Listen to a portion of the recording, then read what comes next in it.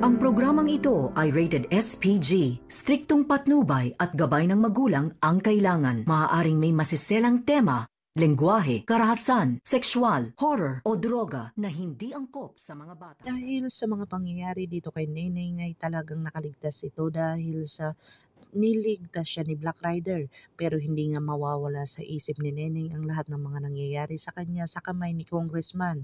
Paulit-ulit at pabalik-balik ito sa kanyang panaginip na kung saan ito ay nagdulot sa kanya ng pagkaroon ng trauma dahil sa talagang prosigido ito na hindi niya na maririnig o maalala o mapapanaginipan ang mga nangyayari sa kanya at kailangan siyang maipagamot para ito ay maagapan. Dito na nga si Black Rider ay talagang nakalaban niya itong si Romana.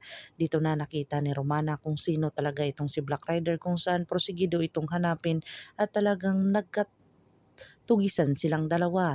Natamaan si Black Rider at talagang prosigido ito ang kanyang mga kaibigan na makita siya dahil sa nag-alala ito. Dito na nga nahuli sila ng kanilang grupo na kung saan matagal na nilang itinago ang sikreto ni Elias na siya pala itong si Black Rider. Dito na talagang ginamot ng kaibigan ni Elias itong si Elias dahil sa wala na silang ibang malalapitan kundi gamutin na lang nila itong si Elias dahil bawal ito na pumunta sa ospital.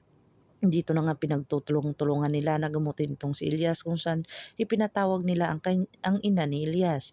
Dito na ay talagang successful ang operasyon ni Elias kung saan nabuhay ito at talagang nagpakaroon ito ng mindset muna at nagpakaliwalay muna doon sa ibang lugar na kung saan sinamahan siya dito ni Vanessa.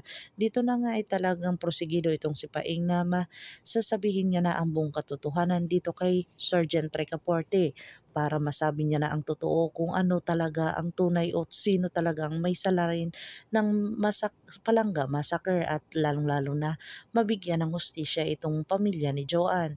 Dito na nga prosigido itong si Paing na sabihin ang katotohanan at inilahad niya na dito kay Sergeant Recaporte ang kanyang mga nalalaman at dito na nga nanghingi siya ng tawa dito sa ina ni Elias pati na rin kay Elias dahil sa inamin niya na ang buong katotohanan kaya siya tumigil sa pag-iimbestiga dahil sa itinago ng kanyang ama ang ebidensya at talagang wala na silang makitang ebidensya dahil natakot ang kanyang ama na baka si Paing naman ang susundan ng malaking grupo na kung saan sinabihan siya ni Sergeant Recaporte na maghanda ng kanyang sarili kung kaya niyang tumistigo sa kanyang ama.